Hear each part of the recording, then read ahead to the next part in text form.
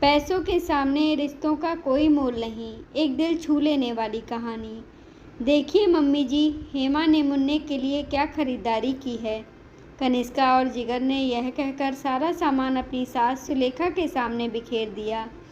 सुलेखा जी, अरे वाह, इतना सारा सामान! सच में हेमा बहुत भाग्यशाली है जो उसे इतने अच्छे भैया भाभी मिले हैं, जिसकी वजह से उसका अपने ससुराल में रौब जमेगा। वरना जो उसके बड़े भैया भाभी पर जो जिम्मेदारी रहती है, फिर तो बेचारी हमेशा दबी ही रहती है। सुलेखा जी यह कटाक्ष अपनी बड़ी बहू मोहना की ओर देखकर किया।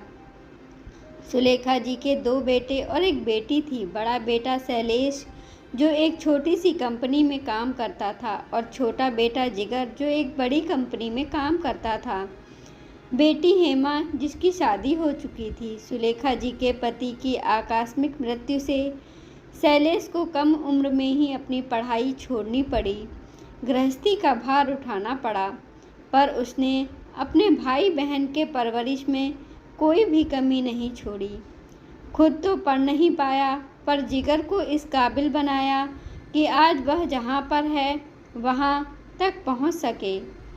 हेमा की शादी भी शैलेश ने ही करवाई थी। उसके पास ज़्यादा कमाई तो थी नहीं और जिगर भी उस वक्त नौकरी ढूंढ रहा था, इसलिए उसने कर्ज लेकर अपनी बहन की शादी को अच्छे से निपटाया। आज शैलेश तो वहीं पर था, पर जिगर के बड़े ही ठाट बाट थे। समय के साथ जिगर की तनख्वाह और घमंड दोनों बढ़ गए थे। समय बीतता गया और दोनों भाइयों की भी शादी हो गई। शैलेश की पत्नी अपने पति की हालत को देखते हुए बड़े हिसाब से चलती थी और जिगर की पत्नी पति की कमाई पर खूब इतराती। सुलेखा जी भी अपने छोटे बेटे और बहू की ज़्यादा तरफदारी करती थी। हालांकि उनसे कुछ भी छुपा न था, पर पैसों ने उनकी आंखों पर पट्टी बांध दी थी। सुलेखा जी की बेटी हेमा के बेटे का मुंडन समारोह था और आज उसी की खरीदारी कर लाए थे। कनिष्का और जिगर सब कुछ लेकर आए थे। सुलेखा जी के तानों से मोहना कहती है, माँ जी, आपसे हमारी हालत छुपी नहीं है, पर फिर भी बात बात पर आप हमें ताने देती हैं। सुलेखा जी, हाँ, ताना ना दूँ तो और क्या करूँ। जब भी तुझे और शैलेश को कुछ कहूँ तभी तुम लोग नहीं हैं करके टाल देते हो। समाज बिरादरी में रिश्ते निभाने के लिए लेन देन भी बहुत ज़रूरी होता है। वह तो शुक्र मनाओ कि तुम लोग का यहाँ हमारे बीच रहकर सब कुछ चल जाता है, वरना अकेले रहते तो पता चल जाता हाथी के दांत का भाव। मोहना बेचारी और क्या कहती, यह तो आज नया नहीं हुआ था। पति अपनी कमाई से थोड़ा खर्चा ही दे पाते थे, बाकी मोहना सबके हिस्से का काम कर कर चुकाती थी। ऊपर से ताना मुक्त। बड़े ही दुखी मन से वह शैलेश से कहती है, सुनिए जी, हर रोज़ अपमान का घूंट अब नहीं पिया जाता। यहाँ रोज़ रोज़ अपमान की बिरयानी से अच्छा है 2 सूखी रोटी इज्जत की खाएं। शैलेश, हाँ मैं समझता हूँ मोहना, पर मेरी जितनी कमाई है उसमें 2 बच्चों की पढ़ाई घर खर्चा ही मुश्किल से हो पाता है, फिर किराए के घर का किराया कहाँ से देंगे। मोहना बोली, हमें एक छोटा कमरा भी चलेगा, फिर मैं भी बच्चों को ट्यूशन पढ़ाऊँगी। यहाँ तो पूरा दिन काम में ही निकल जाता है, फिर भी नाम तो छोड़िए, सिर्फ ताना ही मिलता है। मुझे इस घर में घुटन सी होती है। कभी कभी तो लगता है मैं इस घर में एक गुलाम मात्र हूँ। शैलेश, ठीक है, मैं देखता हूँ।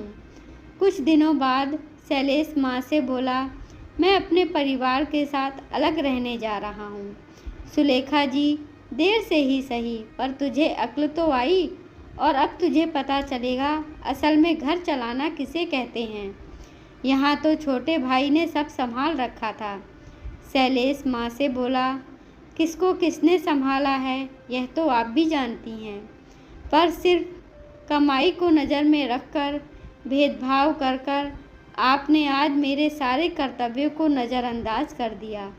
बस इसी बात का अफसोस है। पर आप यह मत समझिए मैं आपसे नाराज़ हूँ। मेरे घर के दरवाजे आपके लिए हमेशा ही खुले रहेंगे। इतने में जिगर और कनिष्का आकर कहते हैं, माँ क्यों जाएगी आपके पास? उल्टे आप लोग ही 2 दिन में उल्टे पांव वापस आएंगे। शैलेश और मोहना किसी को कोई बात का जवाब दिए बिना बच्चों को साथ लेकर वहाँ से चले जाते हैं। एक तरफ मोहना और शैलेश अपने छोटे से संसार को संभालने में व्यस्त हो गए और दूसरी तरफ मोहना के घर से निकलते ही घर के ज़्यादातर काम सुलेखा जी को मिल गए। जो ताना सुलेखा जी कभी मोहना को देती थीं, आज उन्हें मिलने लगे थे। मोहना और शैलेश को आटे दाल के भाव का पता चले ना चले, पर सुलेखा जी को उनकी अहमियत का पता चल चुका था। फिर एक दिन सुबह सुबह दरवाजे की घंटी बजी। कनिष्का, मम्मी मम्मी देखिए तो दरवाजे पर कौन है? ओहो, पता नहीं इस मम्मी का क्या करूं, किसी भी काम में फुर्ती नहीं। यह कहते हुए वह दरवाज़ा खोलती है। दरवाज़ा खोलते ही वह चौंक जाती है, क्योंकि दरवाजे पर शैलेश सामान और परिवार के साथ खड़ा था। कनिष्का जिगर को आवाज़ लगाती है, क्यों भैया, आप तो घर छोड़कर बड़े रौब से गए थे। सब रौब खत्म हो गया या पैसे खत्म हो गए? अब आपने यहाँ रहने का हक खो दिया है।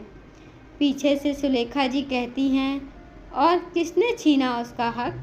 जब मैंने दिया है तो? जिगर माँ से बोला, क्या कह रही हो आप? आप भूल गई यह आपको छोड़कर गए थे। सुलेखा जी, हाँ यह गया था, क्योंकि एक माँ ने अपने बेटों में भेदभाव किया था। जब बच्चे माँ बाप को ना पूछें तो बच्चे को सभी भला बुरा कहते हैं, पर हर वक्त गलत बच्चे ही नहीं होते, यह ज़रूरी नहीं। कभी कभी गलत मेरी जैसी माँ से भी होती है, जो सिर्फ ऊपरी चमक को देखकर उसी को अपनी दुनिया समझ लेती है और प्यार और सम्मान खो बैठती है। माफ़ कर दे बेटा, अब तू अपने परिवार के साथ यहीं रहेगा, और जिसे साथ नहीं रहना वह इस घर के 2 हिस्से कर ले और एक हिस्से में रहे, पर मैं अपने बड़े बेटे के हिस्से में ही रहूँगी। चाहती तो यह घर सिर्फ शैलेश के नाम कर सकती थी, पर मेरे बड़े बेटे ने ही मुझे सिखाया है कि माँ कभी भेदभाव नहीं करती। फिर सुलेखा जी रो पड़ी और अपने बड़े बेटे बहू से माफ़ी मांगने लगी। बेटे बहू ने सुलेखा जी को सीने से लगा लिया, बोले, हमारे बड़े माफ़ी मांगते हुए अच्छे नहीं लगते। अब सुलेखा जी अपने बड़े बेटे और बहू के साथ सम्मान से जी रही थी। कितना सच है ना, बच्चे माँ बाप को प्रताड़ित करते हैं, यह तो सभी को दिखता है, पर कभी कभी बच्चे भी प्रताड़ित होते हैं। यह ना तो कोई देखता है और ना ही देखना चाहता है। तेजी से बदलते ज़माने में ना बच्चों की ना माता पिता की चलती है, क्योंकि अब के ज़माने में रिश्ते सिर्फ और सिर्फ पैसों से चलते हैं। यह बात कितनी सच है? क्या आपने भी पैसों के चक्कर में रिश्तों को बदलते देखा है? अपना उत्तर कमेंट बॉक्स में अवश्य दीजिए। धन्यवाद दोस्तों, आपको यह कहानी कैसी लगी कमेंट बॉक्स में ज़रूर कमेंट करें। कृपया हमारे चैनल को लाइक करें, शेयर करें, सब्सक्राइब करें। धन्यवाद।